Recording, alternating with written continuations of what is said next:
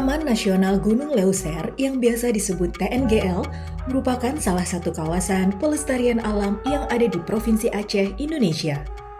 Namun, secara administratif, kawasan TNGL ini berada di dua provinsi, yaitu Provinsi Aceh dan Provinsi Sumatera Utara. Taman Nasional Gunung Leuser atau TNGL termasuk salah satu kawasan perlindungan flora dan fauna terbesar di Asia Tenggara. Taman nasional ini diambil dari Gunung Leuser yang menjulang tinggi dengan ketinggian 3.404 meter di atas permukaan laut. Taman nasional ini meliputi ekosistem asli dari pantai sampai pegunungan tinggi yang diliputi oleh hutan hujan lebat khas tropis.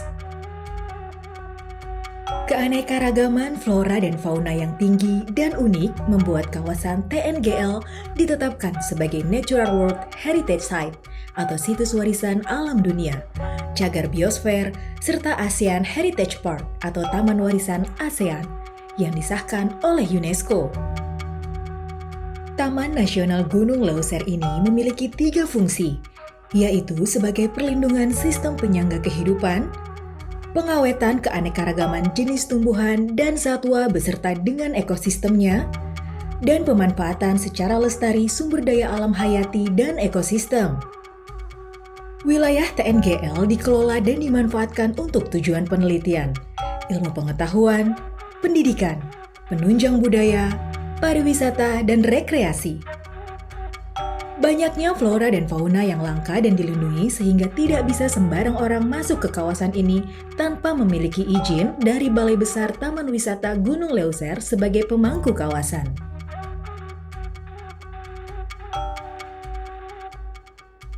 Taman Nasional Gunung Leuser memiliki sumber daya alam dan jasa lingkungan yang menyokong kehidupan masyarakat yang tinggal di kawasan tersebut. Di dalam Taman Nasional Gunung Leuser terdapat beberapa jenis hutan dan cagar alam, seperti hutan bakau, hutan rawa, hutan hujan dataran rendah, hutan lumut, dan hutan sabal pine. Hutan ini berfungsi sebagai tempat penyimpanan cadangan air, pengendali iklim mikro, dan sebagai penyerap karbon.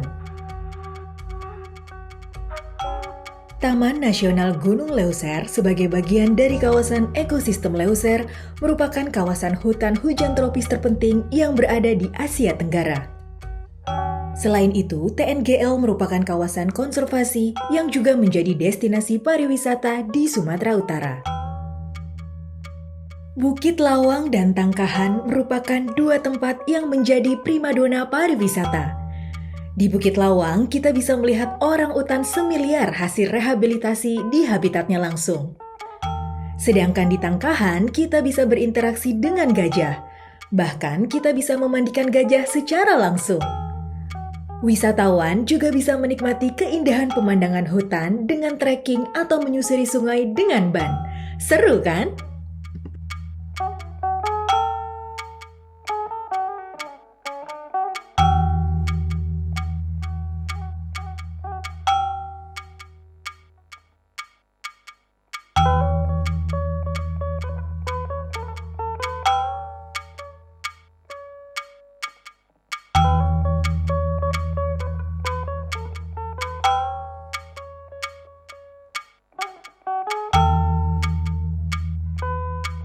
Nama saya Ibu Enik. Saya tinggal di Orongton Bungalu dan ini ada sedikit usaha saya, Mas. Semenjak saya berumah tangga sama Pak Mulyadi, suami saya tinggal di sini. Kalau dulunya saya tinggal di sini deres, Mas. Cuman karena saya pikir banyak orang hutan sering datang kemari ke kebun kita, jadinya saya berubah pikiran, tidak lagi deres, tidak usaha tani karet. Saya buka bungalow dan saya ada warung kopi karena orang hutan sering kemari. Itulah kita perkembangkan untuk mencintai pariwisata Bukit Lawang yang banyak satuannya, orang utannya banyak, ciamang juga ada, jibon ada, jambul merah pun ada, kutilang emas, dan pikok. Pokoknya di sini banyak jenisnya satwa, Mas, seperti Thomas Monkey, silver, cibon, ciamang, dan ada juga bimbo, dan ada juga kalau kita bilang pikok itu burung merak ya Mas ya. Jadi saya itu memang jadi terpikir udah tahu Sanderes kita buka aja pariwisata kita dan kita melindungi mereka dan bersama-sama karena di sini memang tempatnya banyak satwanya. Itu saya di sini Mas. Saya betah, saya juga suka.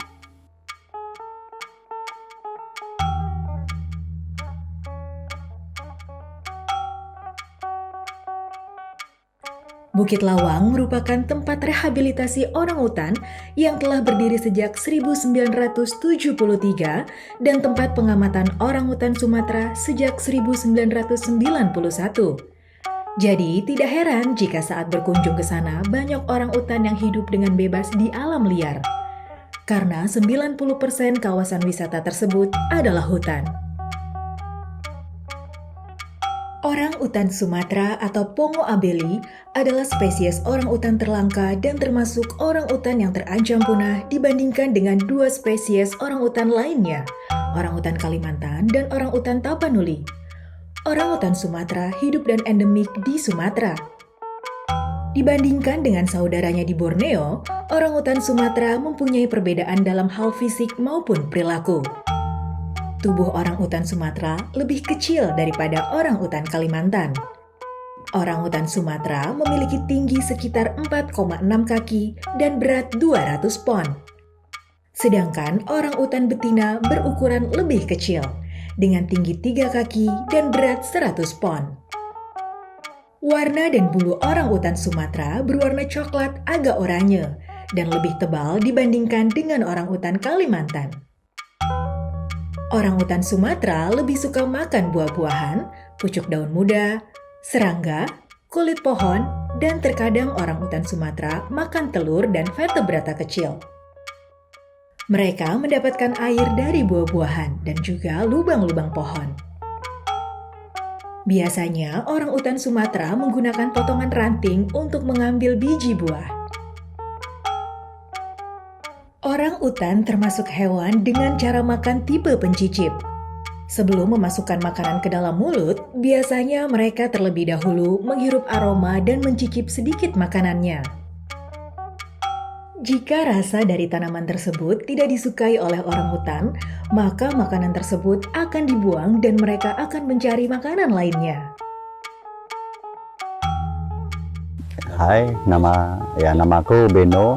Saya pemandu wisata di Bukit Lawang dan tugas saya mengantar para tamu ke kawasan Taman Nasional Gunung Leuser.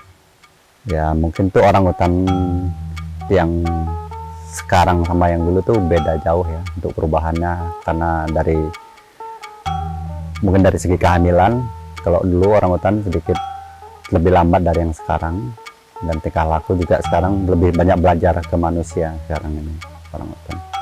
Dari penangkaran kalau untuk orangutan, karena dulu mungkin kan belum ada istilahnya bentuk kedisiplinan untuk undang-undang, masih banyak orang menangkap orangutan. Jadi begitu kita mendengar orangutan ada di satu tempat, kita ambil alih dan kita ajarkan mereka hidup di hutan, di satwa. Untuk orangutan ada beberapa yang terlalu dekat dengan manusia ya, yang ada di kawasan kita ini. Salah satunya seperti contoh pesek, karena besar dari karantina dan ya selalu teringat akan kenangan-kenangan di karantina, jadi selalu mendekati manusia juga. Seperti umumnya guide, karena guide yang banyak beratraksi di hutan. Liar, kalau liar umumnya orangutan selalu suka di ketinggian, jarang dia mau dekat dengan manusia.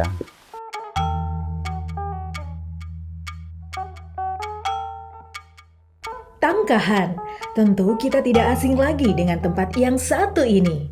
Kalau membahas keindahan wisata alam kaki Gunung Leuser, memang tak ada habisnya. Melihat aktivitas gajah bisa jadi pilihan untuk mengintip sepercik keindahan surga di Sumatera Utara. Wah! Kawasan ekowisata Tangkahan di Taman Nasional Gunung Leuser sudah terkenal dengan wisata memandikan gajah. sehingga pengunjung yang datang bisa membangun kedekatan dan berkenalan dengan gajah binaan kawasan wisata tersebut. Gajah-gajah di Tangkahan sudah dilatih untuk jadi kru patroli kegiatan ilegal di Taman Nasional.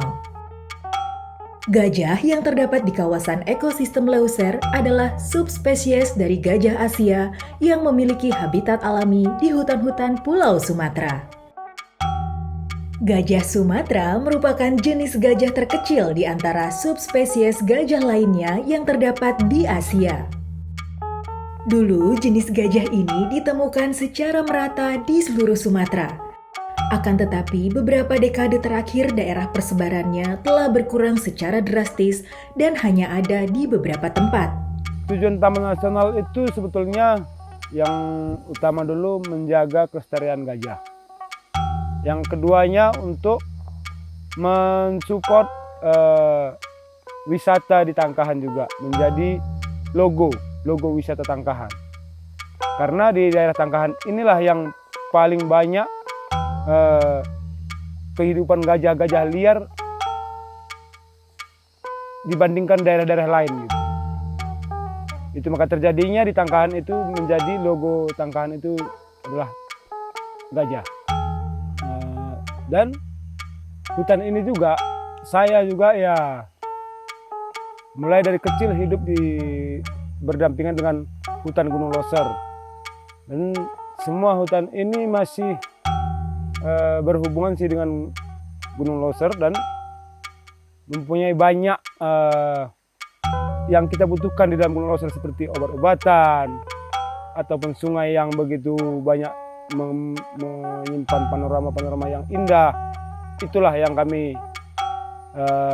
perjualkan untuk turis-turis yang akan datang ke Tangkahan ini. Aktivitas gajah itu mereka pagi-pagi akan keluar dari kandang dan mandi ke sungai. Habis itu mereka berangkat ke hutan untuk makan dan mencari apa yang dibutuhkannya di dalam hutan. Dan kemudian sore nanti akan dijemput lagi dan diambil untuk dibawa pulang lagi ke kandang. Mereka mandi dan untuk makan malamnya itu dikasih makan dari pesupport yang ada di dalam grup NGO-nya.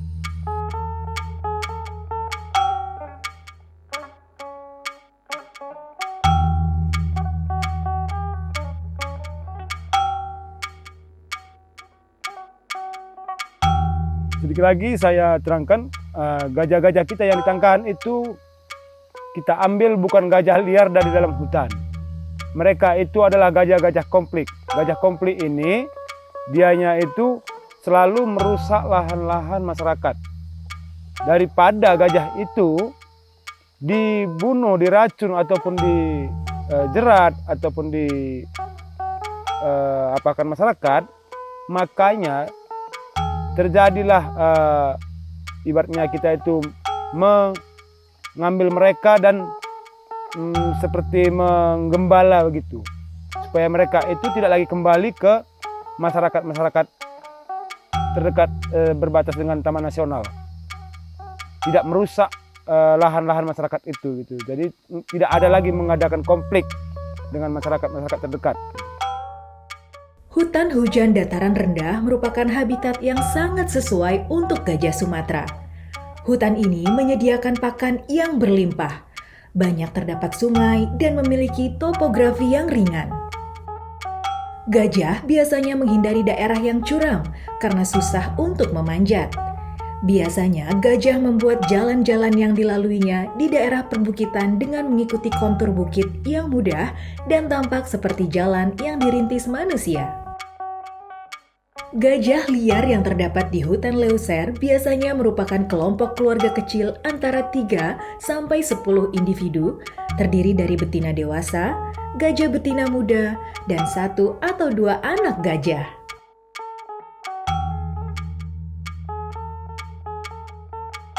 Di Taman Nasional Gunung Leuser, kita bisa menikmati suasana Taman Nasional melalui aliran Sungai Buluh dan Sungai Batang Serangan yang mengalir membelah hutan Taman Nasional Gunung Leuser.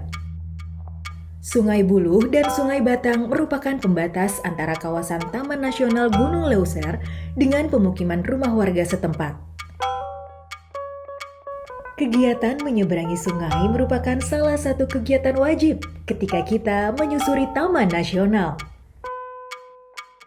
Sungai Buluh atau yang dikenal warga sekitar dengan Sungai Bambu berada di kawasan Tangkahan. Suasana di Sungai Buluh membuat wisatawan tidak ingin melewatkan aktivitas mandi di sungai. Airnya yang jernih, dingin, dan dangkal membuat siapa saja betah berendam. Namun kita harus tetap hati-hati jika arus sedang kencang bisa membuat tenggelam. Jadi sebaiknya kita bermain di pinggiran saja ya. Kita di sini ada 2 aliran sungai besar. Yang di sebelah sini ada Bambu River, dan yang di sebelah sana, di belakang saya di sana itu ada Batang River. Itu kalau bahasa Indonesia itu Sungai Buluh dengan Sungai Batang. Posisi sungai ini sekarang ini kita berada di dekat muara Sungai Buluh dengan Sungai Batang Serangan. Jadi sungai ini semua dengan kedua sungai ini kita itu berbatas dengan kawasan. Ya, sebelah kanan saya ini adalah kawasan dan sebelah kiri itu adalah areal pemukiman masyarakat untuk areal untuk petani masyarakat, itulah dia. Kalau pemukiman di daerah muara sungai ini itu jauh. Tapi kalau penginapan mereka rata-rata membangun penginapan itu di antara muara. Di seberang sana itu mungkin ada pemukiman sedikit karena itu adalah pintu masuk ke wisata Tangkahan. Sungai Buluh yang panjang menawarkan pemandangan hutan hujan tropis dan topografi yang berbukit serta hijau. Sungai Buluh merupakan tipe sungai khas hutan tropis, dilengkapi dengan beraneka ragam jenis tumbuhan aneka warna dan tebing bercorak di sepanjang sungai. Sedangkan Sungai Batang Serangan mengalir membelah Sungai Tanjung Pura sebelum sampai ke pantai timur Sumatera. Di kawasan ini, wisatawan bisa menikmati keindahan goa, tebing, air terjun, dan biasanya dijadikan aktivitas untuk memandikan gajah bagi para wisatawan. Seru ya, keindahan alam Indonesia seolah tak ada habisnya. Yuk kita jalan-jalan ke Tangkahan karena mata kita akan selalu dimanjakan dengan keanekaragaman flora juga fauna yang ada di Taman Nasional Gunung Leuser. Terutama-tama untuk generasi muda ini yang mencintai alam dan satwa, kalau bisa jaga lingkungan, seperti misalnya masuk di hutan itu jangan buang sampah sembarangan, seperti plastik, puntungan rokok, bekas bungkus nasi goreng. Itu kalau bisa cukup-cukup itu, karena mereka tidak bisa makan seperti nasi goreng kan pasti ada penyedapnya. Seperti plastik kalau mereka makan itu kan tidak dicerna, itu membahayakan mereka loh mas. Makanya saya sering, jangan buangi sampah sembarangan, nggak boleh. Nah, kita itu aja pesan saya, walaupun siapapun yang mengunjungi Bukit Lawang, siapapun kalau bisa jaga, jangan buang sampah sembarangan di dalam hutan. Kita wajib melindungi mereka. Kalau tidak kita melindungi siapa lagi loh mas. Cucu kita nanti mau lihat orang hutan pun tidak jumpa mas. Kan pasti tuh. Di mana-mana mereka cari kutilang, jambul merah sudah payah. Di sini masih kita temukan jambul merah mas. Jambul putih, jambul merah, pikok masih kita jumpai. Di daerah lain masih payah kita cari seperti itu. Ya kita saling menjaga. Alhamdulillah dengan kerjasamanya masyarakat setempat, pengurus pariwisata yang baik dan masyarakatnya yang bagus, guide-guide juga bersatu. Alhamdulillah satwa kita semua sehat mas. Kita kan peduli mereka mas. Jangan saya aja yang jaga, kalau saya menjaga aja nggak cukup mas. Semua kita, baik pengunjungnya, baik pemuda setempatnya, baik seperti saya juga. Kan seperti itu mas.